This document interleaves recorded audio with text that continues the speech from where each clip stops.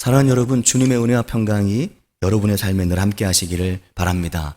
코로나19 4차 대유행이 시작되고 벌써 2주가 지났는데 다시 2주가 연장이 됐습니다. 많이 힘드실 거라고 생각합니다. 게다가 요즘에 폭염이 계속되고 있어서 한낮의 기온이 36도, 37도가 되면서 아마 많이 덥고 또 지치실 것이라고 생각됩니다. 그러나 힘든 가운데에서도 새 힘을 날마다 내시기를 바랍니다. 하나님은 빛도 짓고 어둠도 창조하고 평안도 짓고 환난도 창조한다고 말씀하셨는데, 정말 하나님께서 우리에게 하고 싶으신 말씀은 나는 숨어있는 하나님이 아니다. 나는 감추어진 곳과 캄캄한 땅에서 말하고 있지 않다. 너희가 나를 혼돈 중에서 찾으라고 말하지 않는다. 라는 이사야서 45장의 말씀과 같이 하나님은 오늘도 여전히 우리의 삶에 가장 가까운 곳에 계십니다. 그 하나님을 매일 만나고 동행하는 은혜가 있으시기를 바라고 축복합니다. 요즘 우리가 이사야서 40장 이후의 말씀을 계속해서 묵상하고 있는데, 이사야서의 말씀이 어떠십니까? 이사야서 말씀이 어떠십니까? 좋으시죠? 저는 이사야서 말씀이 너무나 새롭게 많이 느껴지고 다가옵니다. 날마다 새로워서 정말 좋습니다. 이거 아는 건데? 이거 내 다 아는 건데? 그래서 새로울 게 별로 없는데? 만약에 그렇게 느껴진다면 정말 불행할 것 같습니다. 근데 오히려 날마다 새로워서 기억되는 게 없는 게 아니라 날마다 새로워서 정말 좋은 거죠. 이런 말씀이 이사야서에 있었나? 이런 말씀이 여기에도 있었네? 그 말씀을 알아가고 말씀을 읽고 묵상하면서 그 속에서 얻는 마음의 담대함과 은혜가 굉장히 큽니다.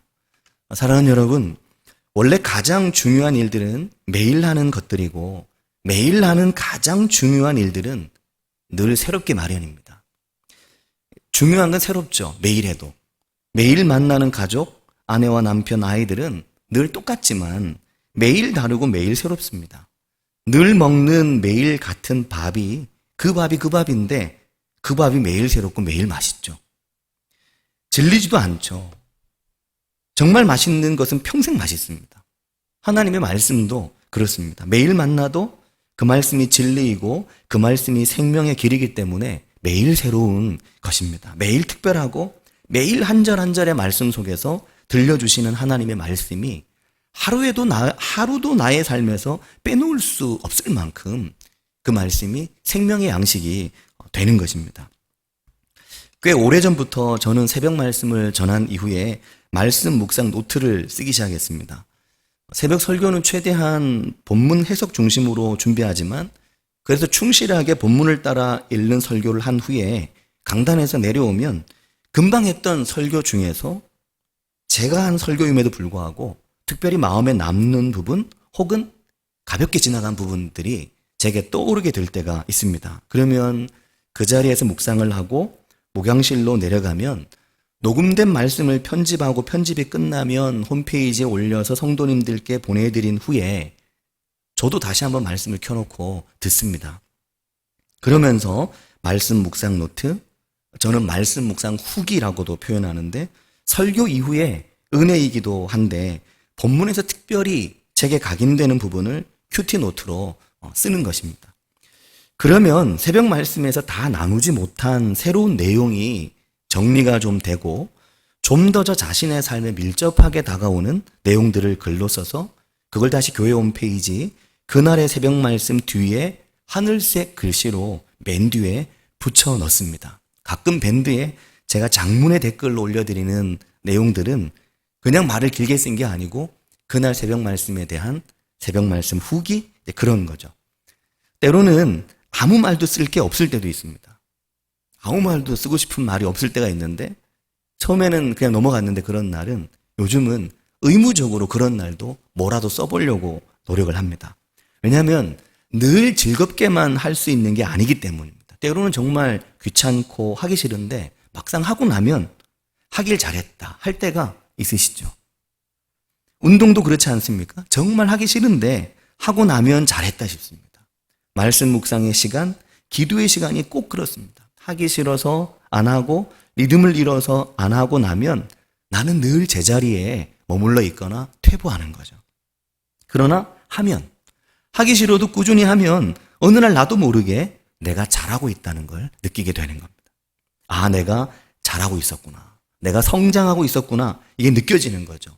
어느 날 말씀이 너무나 다르게 내 마음에 다가오는 일은 그냥 일어나지 않습니다. 평생 그 맛을 보지 못할 수도 있고 그 맛을 보며 인생을 살아갈 수도 있는데 그러려면 하기 싫어도 먹기 싫어도 밥을 먹어야 밥심으로 살듯이 하기 싫어도 말씀을 먹고 말씀의 은혜를 매일 마시고 살아야 하나님의 말씀에 더 익숙한 하나님의 말씀을 좀 안다고 말할 수 있는 그런 은혜 속에서 우리가 살게 됩니다. 근데 지난 금요일 새벽 말씀을 전한 이후에 그날은 굉장히 가벼운 마음으로 말씀 묵상 후기를 쓸 수 있었습니다. 왜냐하면 그날 새벽 말씀이 오늘 본문이었습니다. 46장 1절 말씀이 너무나도 생생하게 제 마음에 다가왔기 때문입니다. 벨은 엎드러졌고 누보는 구부러졌도다. 그들의 우상들은 짐승과 가축에게 실렸으니 너희가 떠매고 다니던 그것들이 피곤한 짐승의 무거운 짐이 되었도다. 이 한 절의 말씀이 굉장히 강하게 제 마음에 부딪혀 왔습니다. 제 마음을 두드렸죠. 46장 1절 오늘 본문 말씀을 읽는데 그 말이 제 귀에는 좀 다르게 들려왔습니다.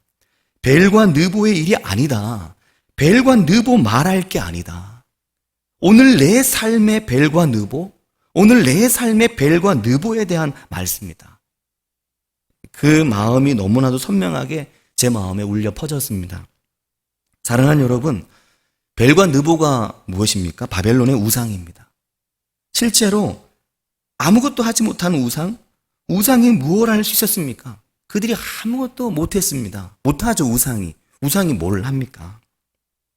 눕혀두면 누워있고 세워두면 그저 서있고 혹시 넘어질까 염려돼서 벽에 못으로 잘 고정해두면 그 상태로 계속 서있는 겁니다. 옮길 때는 수레시로 옮겨야 되고 그게 우상입니다.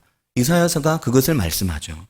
그래서 46장 1절과 2절을 보면 벨은 엎드러졌고 누보는 구부러졌도다. 그들의 우상들은 짐승과 가축에게 실렸으니 너희가 떠매고 다니던 그것들이 너희가 떠매고 다녀야 하는 그것들 그게 우상이라고. 너희를 돕기보다 너희를 도와주기보다 도리어 피곤한 짐승에게 무거운 짐짝에 지나지 않는 게 그게 우상이다 라고 말합니다. 2절도 그들은 구부러졌고 그들은 일제히 엎드러졌으므로 그 짐을 구하여 내지 못하고 자기들도 다 잡혀갔느니라. 이사야서가 이것을 탁 집어서 말하는 거죠. 우상 그 자체, 신이라고 하는 그 바벨론의 수많은 우상들이 짐짝에 지나지 않는 나무짝에 지나지 않는 것들이다. 그들 바벨론의 우상들 벨과 느보와 바벨론 만신전의 그 모든 우상들이 모두 그렇게 사로잡혀 갔다. 그렇게 말씀합니다. 페르시아에 다 사로잡혀 갔죠. 그리고 페르시아 왕 고레스가 이스라엘 민족을 해방시켰습니다. 근데 하나님은 다르다는 거죠. 그 우상과. 나를 누구와 비교하고 있느냐? 나는 다르다. 나는 여호와다. 나는 전능한 하나님이다. 나는 바벨론의 우상들과 다르다. 너희가 그런 나를 경험하고 보지 않았느냐? 나에 대해 듣지 않았느냐? 너희가 옛적 일을 기억해봐라. 내가 누구였는지. 이것을 이사야서를 통해 말씀을 하시는 겁니다. 하나님과 우상이 근본적으로 다르다는 것을 이사야서는 40장 이후에 집중적으로 말씀합니다. 40장 이후를 이렇게 보면 우상에 대한 이야기가 계속 나옵니다. 또 재밌는 것은 우상 이야기하면서 꼭 전능한 하나님 이야기를 대조해서 하죠. 40장, 41장, 44장, 45장, 46장 계속해서 우상 이야기가 아주 길게 전능한 하나님 이야기와 함께 나옵니다. 그리고 46장 5절에 가면 너희가 나를 누구에게 비기며 누구와 짝하며 누구와 비교하여 서로 같다고 하겠느냐? 내가 누구와 같냐? 내가 어떤 우상과 같으냐? 물으십니다. 그리고 6절에 사람들이 주머니에서 꺼낸 금과 은을 도금장에게 주어 그것으로 신을 만들게 하고 그것에게 엎드려 경배하게 하는데 내가 그런 신과 같으냐? 라고 묻습니다. 7절에도 그 우상들을 사람들이 들어서 어깨에 메고 그 우상의 처소에 옮겨두면 거기 서 있고 그 자리에서 능히 조금도 움직이지 못하는데 아무리 부르짖어도 응답하지 못하고 너희를 고난에서 구하여 내지도 못하는데 내가 그 우상들과 같으냐? 라고 물으시는 것입니다. 너희에게 나는 누구냐? 너희에게 나는 오늘 누구냐? 물으시는 거죠. 사랑하는 여러분, 여러분에게 오늘 저에게 하나님은 누구입니까? 우상처럼 아무것도 못하는, 그냥 세워두면 세워두는 곳에, 던져주면 던져두는 곳에 있는 우상의 나무짝인가 하나님이, 아니면 살아계신 전능한 하나님이신가? 지난 금요일 새벽에 이 질문이 제 마음에 굉장히 깊게 다가왔습니다. 우상들이 아무것도 못하는 것처럼 오늘 너희들의 삶에서 그럼 나는 무엇을 하고 있느냐? 나는 너희들의 삶에 오늘 나는 그럼 살아있는 전능한 하나님으로 오늘 내가 너희들의 삶에서 내가 무엇을 하고 있느냐? 내가 너희 손에 들려준 나의 말, 태초로부터 나는 말씀이고 말씀이 곧 하나님인 나의 말, 이 생명의 말씀을 너희에게 주었는데, 그래서 바로 너희 곁에 이 생명의 말씀이 있는데 너희의 삶에서 오늘 이 말씀은 살아있는 하나님의 말씀이냐, 아니면 우상과 조금도 다를 바 없는 너희가 둔 곳에, 너희가 갖다 놓은 곳에 그냥 아무 힘도 아무 능력도 없이 그대로 놓여져 있어야만 되는 그런 책 한 권 종이덩어리에 지나지 않는 것이냐라고 물으시는 것이었습니다. 사랑하는 여러분, 살아있는 하나님의 말씀은 익숙한 것입니다. 살아있는 것 우리에게 익숙합니다. 가까이 생명같이 가까이 있는 것이죠. 그 말씀이 없이는 살 수 없는 것이 적어도 살아있는 것입니다. 살아있는 생명이라면 그것은 없이는 살 수 없는 것인 거죠. 그 말씀 때문에 살고, 그 말씀 때문에 일어나고, 그 말씀 때문에 내가 숨쉬고 살게 되는, 그 말씀이 나의 삶의 이유가 되는 것, 그게 살아있는 하나님의 말씀입니다. 근데 오늘 내가 너희에게 그렇게 살아있는 생명의 말씀인지, 아니면 종이덩어리에 책 한 권에 지나지 않는 짐짝의 우상 같은 것이냐라고 물으시는 거죠. 사랑하는 여러분, 그 하나님의 말씀이 오늘 우리의 삶에 벨과 느보는 아닙니까? 여러분의 삶에 여러분의 신앙, 여러분의 믿음, 여러분의 성경 말씀과 여러분의 십자가, 이게 무엇을 하고 있습니까? 오늘 내 삶에서 말입니다. 그 말씀이 오늘 내 삶에 살아서 역사하는 생명의 말씀인지, 아니면 먼지 앉은 말씀, 의심되고 조사해야 봐야 되는 말씀인지, 능력도 힘도 없어서 오늘 곤고하고 오늘 피곤한 나에게 아무런 힘도 줄 수 없는, 그저 차 한 잔, 케이크 한 조각보다도 못한 말씀인지, 정말 이 말씀이 살아서 내게 힘을 주는, 지친 나를 독수리처럼 날아오르게 하는 말씀인지, 아니면 그냥 밥 한 그릇만도 못한 말씀인지 물으시는 것입니다. 하나님의 말씀이 내 삶의 종이덩어리, 좋은 말들의 덩어리에 지나지 않는 것이라면, 이 말씀이 오늘 코로나19의 비대면의 시대에 바이러스가 사람과 사람 사이를 갈라놓고 바이러스가 내 마음대로 교회도 사실 가지 못하게 만드는 이 시대에도 여전히 내 삶의 환경이나 상황이 어떻든지 내 눈으로 주를 보게 하고 내 귀로 주의 음성을 듣게 하고 지친 내 인생을 들어 올려서 독수리가 날개쳐 날아오름 같이 그렇게 내 날개를 포덕이며 내 삶의 높은 곳으로 날아오르게 하는 말씀인지 하나님 우리에게 부르시는 겁니다. 너에게 나는 누구냐라고 말입니다. 사랑하는 여러분, 그래서 이사야서는 계속해서 40장 이후에 우상과 하나님을 자꾸 비교하는 거죠. 내가 우상과 같진 않잖아 라고 말씀하십니다. 우리가 하나님의 말씀 앞에 깨어있지 않으면 하루아침에 말씀도 성경도 십자가도 다 우상이 됩니다. 말씀이 내 속에 들어와 있지 않으면 자꾸 다른 이야기들이 내 속에 들어오려고 하죠. 말씀을 해석한 이야기들, 제대로 해석한 것도 아니고 잘못 해석된 이야기들이 그 말씀의 빈자리를 파고듭니다. 아무것도 하지 못합니다. 사랑하는 여러분, 하나님의 말씀을 생명으로 살아계신 하나님으로 매일의 삶 속에서 만나시길 바랍니다. 살아있는 하나님으로 만나고 살자 하는 거죠. 그게 동행입니다. 하나님의 말씀과 동행하는 거죠. 그 말씀의 길을 가는 겁니다. 가끔 만나서 하는 걸 동행하는 거라고 말하지 않습니다. 그러면 내 동행은 따로 있는 거죠. 하나님의 말씀과 동행하시길 바랍니다. 그런데 46장 3절 말씀이 또 그날 굉장히 새로웠습니다. 어떤 부분이 새로웠냐면 하나님께서 야곱을 부르시는데 야곱이 아니라 야곱의 집을 부르시는 거였습니다. 3절을 보면 야곱의 집이여 이렇게 부릅니다. 굉장히 생소한 표현이죠. 왜냐하면 대부분 야곱을 부르시니까요. 야곱의 집이여 이스라엘 집에 남은 모든 자여 내게 들을지어다 그렇게 말씀합니다. 야곱의 집, 이스라엘 집에 남은 모든 자, 즉 바벨론 포로된 땅에서 살아남아서 이제 돌아오는 자들 그들을 부르시는데 집안 개념으로 부르시는 겁니다. 사실 이사야서에서 야곱이라는 말은 야곱 한 개인을 말하는 것은 아닙니다. 그 개인을 넘어서는 말이라서 특별할 게 없는데도 불구하고 표현 자체가 달라졌기 때문에 야곱의 집을 부르시는 거죠. 굉장히 특별하게 다가오는 겁니다. 야곱의 집이요. 집 전체를 부르시는구나 이게 느껴지는 겁니다. 하나님이 나를 부르는 게 나를 부르는 걸로 끝나는 게 아니라 너를 부름으로 너와 연관된 모든 것이 너의 집이 너의 교회와 너의 삶의 자리가 통째로 하나님께 부름을 받는 거죠. 이게 집안의 일이고 가족의 일인 것입니다. 사람이 태어나고 자라나는 일이 이게 한 사람의 일로 끝나는 일이 아닌 겁니다. 배에서 태어남으로부터 너희가 내게 안겼고 태에서 남으로부터 내게 업힌 너희여 너희가 태어나면서부터 내게 안겼고 내가 업었다. 가족이죠. 가족. 하나님께서 너희를 나의 가족으로 하나님께서 너희를 그렇게 안고 업었다고 말씀하시는 겁니다. 그렇게 실제로 그렇게 구체적으로 함께 있고 너희와 동행을 했다고 말씀하시는 거죠.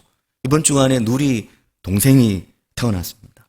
누리가 동생 안고 있는 사진을 어제 보내드렸는데 아주 이게 집안 통째로 닮았습니다. 경근 형제와 진희 자매 아기가 태어났잖아요.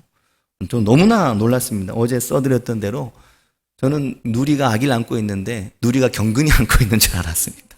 얘가 아빠를 안고 있구나 이런 느낌이 들 정도였죠. 엄마가 아빠가 아이를 안고 이 품에 안고 산다는 게 몸에 안고 살을 부비고 입을 맞추고 어디 부러질까 어디 상할까 그렇게 안고 어리면서 가족이 살죠. 그리고 4절은 또 이렇게 말씀합니다. 너희가 노년에 이르기까지 내가 그리하겠고 백발이 되기까지 내가 너희를 품을 것이다. 모든 아버지 어머니의 마음입니다. 내가 지었기 때문에 내가 업을 것이고 내가 품고 내가 구하여 내리라. 그게 나 여호와라는 거죠. 우상과는 질적으로 다르다는 겁니다. 내가 너희에게 이런 하나님이라는 거죠. 그러니 내가 우상과 어떻게 같을 수 있겠느냐. 나 여호와 같은 이가 없다. 5절에도 보면 너희가 나를 누구에게 비기며 누구와 짝하며 누구와 비교하여 서로 같다고 말하느냐. 너무나도 생생한 하나님의 이야기. 사랑하는 여러분, 지난 한 주간 어떻게 보내셨습니까? 내 삶에 살아서 임하시는 생명의 말씀과 함께 하셨습니까? 아니면 말씀 없는 한 주간을 보내셨습니까? 하나님의 말씀과 가까이 하시기를 바랍니다. 하나님께서 그때 우리를 가까이 하십니다. 하나님의 말씀을 향하여 내 마음의 벽이 허물어져야만 됩니다. 말씀을 향하여 내 마음의 벽이 허물어져야 됩니다. 다른 걸 향해 내 마음의 벽을 허물어뜨리지 말고 내 마음이 하나님의 말씀을 향해 허물어져야 내 마음이 말씀을 향해 다 빠져나가야 그래야 하나님의 말씀과 동행하고 그 말씀에 품고 업히고 안겨서 살아가겠죠. 그게 말씀의 길입니다. 언젠가 이 말씀의 길에 대해서 구체적으로 말씀을 또 드리고 싶은데 한 달 정도 전부터 이 말씀의 길에 대해서 계속해서 묵상하고 있습니다. 이사야서 46장 12절은 중요한 말씀을 합니다. 너희 마음이 완악하게 되게 하지 말라는 거죠. 마음이 완악하여 공의에서 멀리 떠난 너희여 내게 들어라. 하나님은 너희 마음이 완악하게 되어서 나에게서 공의에게서 멀리 떠나게 하지 말고 내게 들으라고 말씀하는 겁니다. 귀를 막고 눈을 닫지 말고 들어라라고 말씀하시는 거죠. 내 가까이에서. 사랑하는 여러분, 성경에서 제일 위험한 것이 뭐 같습니까? 정말 잘 보면 성경이 말씀하는 제일 위험한 상태는 완악해지는 상태입니다. 다른 말로 하면 마음이 굳어지는 상태를 말하는 거죠. 예수님도 이 부분에 대해서 말씀하셨습니다. 마음이 굳어지는 상태. 뭐에 굳어졌다는 걸까요? 드라마 보면서 울지 못하는 걸 얘기하는 건 아닙니다. 뭐에 굳어지는 걸 말할까요? 하나님의 말씀, 하나님의 공의 앞에 굳어지는 걸 말하는 거죠. 사무엘상 6장 6절에서 사무엘 선지자는 애굽인과 바로가 그들의 마음을 완악하게 한 것 같이 어찌하여 너희가 너희의 마음을 완악하게 하겠느냐라고 말씀합니다. 사무엘 선지자의 이 질문은 너희 마음의 문제는 출애굽 이후에 너희가 겪고 있는 가장 큰 문제는 너희 마음이 완악해지면서 내 말이 들려지지 않는 것이다 라는 겁니다. 시편 95편 8절 9절 10절도 나중에 꼭 한번 찾아서 읽어보시길 바랍니다. 매우 중요한 말씀입니다.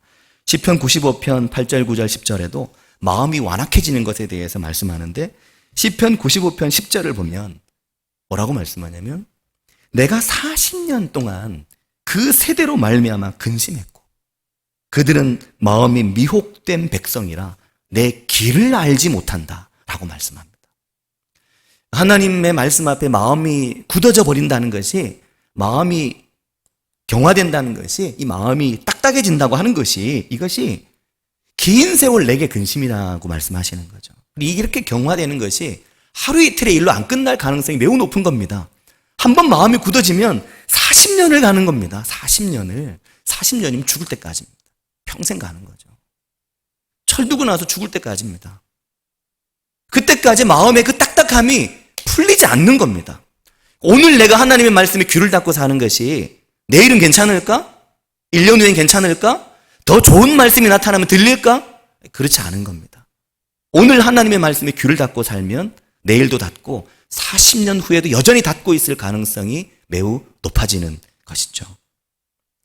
40년 동안이나 그 세대가 내게 근심이었다. 그들이 내 길을 알지 못했다. 광야를 지나가는 그 시간 전체를 말씀하는 겁니다. 그 40년 내내 내게 근심이었다고. 하나님의 말씀 앞에 하나님의 백성이, 하나님의 자녀가 하나님의 말씀 앞에 마음이 완악해지면, 그래서 말씀이 내게 들려오지 않게 되고 그 말씀과 가까이 하지 못하고 동행하지 못하게 되면, 그 말씀으로 찔리지 않고 살게 되면 그 말씀의 능력으로 전능하신 하나님의 힘으로 살지 못하는 것입니다. 우상밖에 안 되는 거죠.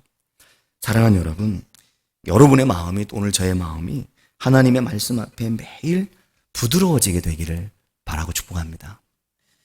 하나님 앞에서 내 마음, 내 믿음이 자꾸 부드러워지게 되길 바랍니다. 믿음으로 사는 게 어려워도, 어렵죠. 어려울 때가 많지 않습니까?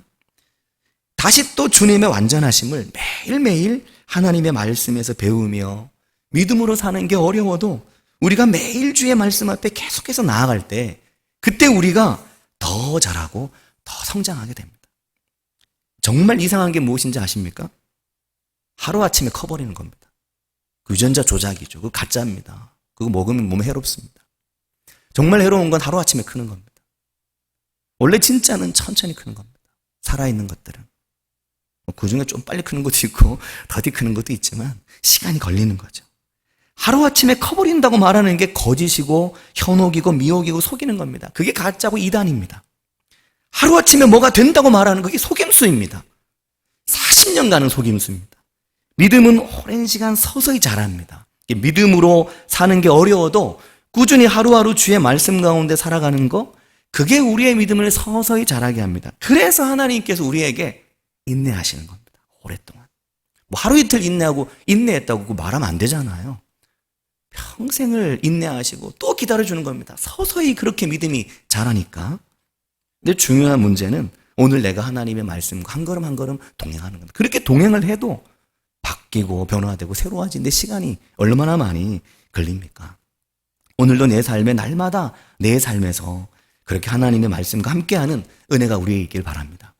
지난 금요일 그래서 새벽 말씀의 앞뒤로, 요즘 새벽 말씀 앞뒤로 찬양을 넣어드리는데 반응이 매우 뜨겁고 좋습니다.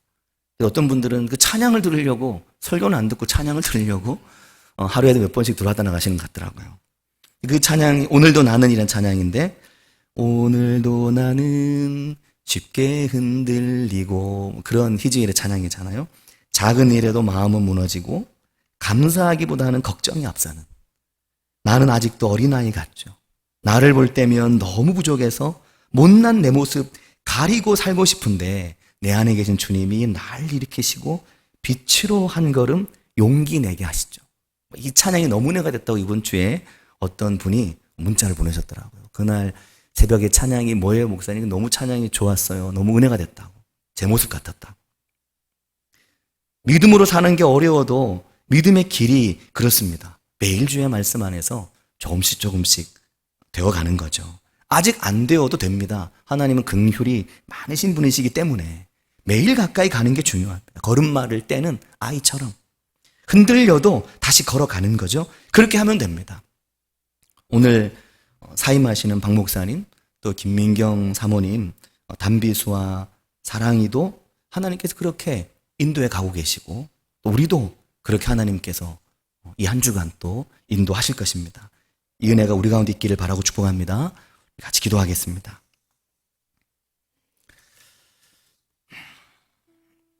믿음으로 사는 게 어렵습니다. 그러나 어렵지만 하나님의 말씀에 푹 잠기는 순간은 덜 어렵게 느껴지고 어렵게 안 느껴질 때가 더 많죠. 그런데 그 맛을 우리가 너무 자주 잊어버립니다. 그래도 어쩌면 40년 하나님의 근심으로 살아갈 수도 있고 어쩌면 아직 많이 부족하지만 걸음마를 떼는 아이처럼 몇 년을 그렇게 걸음마 떼며 살지 몰라도 하나님 말씀 앞에 한 걸음 한 걸음 다가가는 인생은 하나님의 은혜와 하나님의 긍휼이 함께하는 그 삶의 여정이 기쁘고 감격이 있는 인생이 됩니다. 그런 은혜가 우리에게 있기를 위해서 기도하고 오늘 사임하시는 박 목사님, 김민경 사모님, 담비수와 사랑이를 위해서 기도해 주시길 바랍니다. 또 오늘 새벽 1시에 이용필 집사님과 정간수 집사님은 갑자기 병원으로 가셨습니다. 도현 형제가 좀 갑자기 안 좋아서 올라가셔서 새벽 3시가 넘어서 문자가 왔었는데 도현 형제를 위해서 기도해 주시기를 바랍니다. 또 우리 대호 위해서 기도해 주시길 바랍니다. 박남래 권사님, 조기현 성도님을 위해서 기도해 주시길 바랍니다. 같이 우리 한 목소리로 기도하겠습니다. 하나님 아버지 은혜와 사랑 감사드립니다. 날마다 저희를 인도하시고 날마다 저희 삶의 길을 주장하시는 하나님 아버지, 그 은혜와 그 사랑 안에 거하며 날마다 그 길을 걸어가는 저희들이 될 수 있도록 인도해 주시기를 주님 원합니다. 주님 안에서 숨쉬며 주님 안에서 호흡하며 주님을 붙들고 살아가는 인생 될 수 있도록 인도해 주셔서 저희들의 40년 인생길이, 저희들의 평생의 길이 하나님 앞에 근심이 아니라 하나님 앞에 기쁨이 되는, 마음이 굳어져 버리고 마음이 경화되어 하나님의 말씀이 들려오지 않는 인생이 아니라 그 말씀이 날마다 내 귀에 들려오고 그 말씀이 날마다 내 눈에 보여지는 인생이 되므로 참으로 복된 인생, 참으로 귀한 인생, 참으로 은혜 가운데 있는 인생이 될 수 있도록 주님 오늘 저희들을 인도해 주시기를 주님 간절히 바라고 원합니다. 하나님 아버지, 그 은혜 안에 거하게 하시며 그 은혜 안에 살도록 인도해 주시기를 주님 간절히 바라고 원합니다. 아버지 역사하여 주시옵소서. 주님 은혜를 베풀어 주시기를 주님 원합니다. 주님 은혜를 도해 주시기를 주님 원합니다. 아버지, 주님 목사님 가정과 사모님, 담비수와 사랑에 인도해 주시고 도현 형제와 대호 박남래 권사님과 정경선을 붙들어 주시고 아버지 하나님께서 우리의 인생 가운데 왕 되시고 하나님 되심을 치료와 권능으로 나타내 보여주시며 인도하시는 선하신 하나님으로 보여주시기를 주님 원합니다. 아버지 역사하여 주시옵소서. 주님 은혜를 주시기를 주님 원합니다. 아버지 하나님 아버지, 은혜와 사랑을 감사드립니다.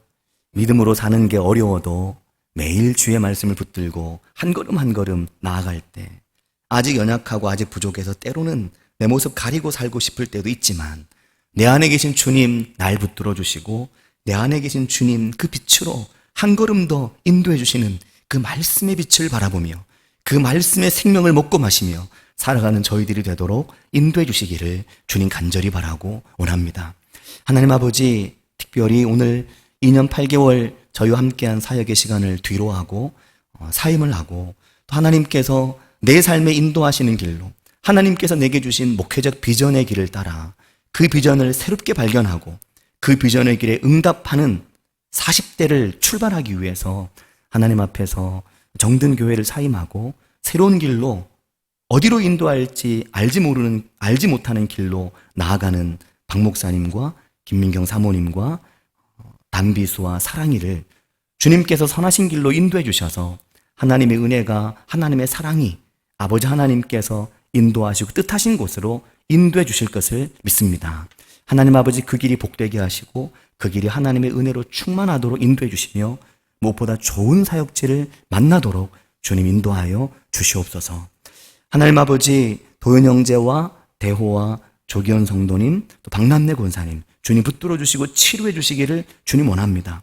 하나님 내 인생에 살아계신 하나님임을 경험하고 만나는 은혜가 있도록 인도해 주셔서 하나님 내 삶의 우상이 아니심을 주님 경험하도록 주님 역사하시고 은혜를 베풀어 주시옵소서. 주님 저희들의 삶 가운데 함께 하실 것을 믿으며 예수님의 이름으로 기도합니다. 아멘.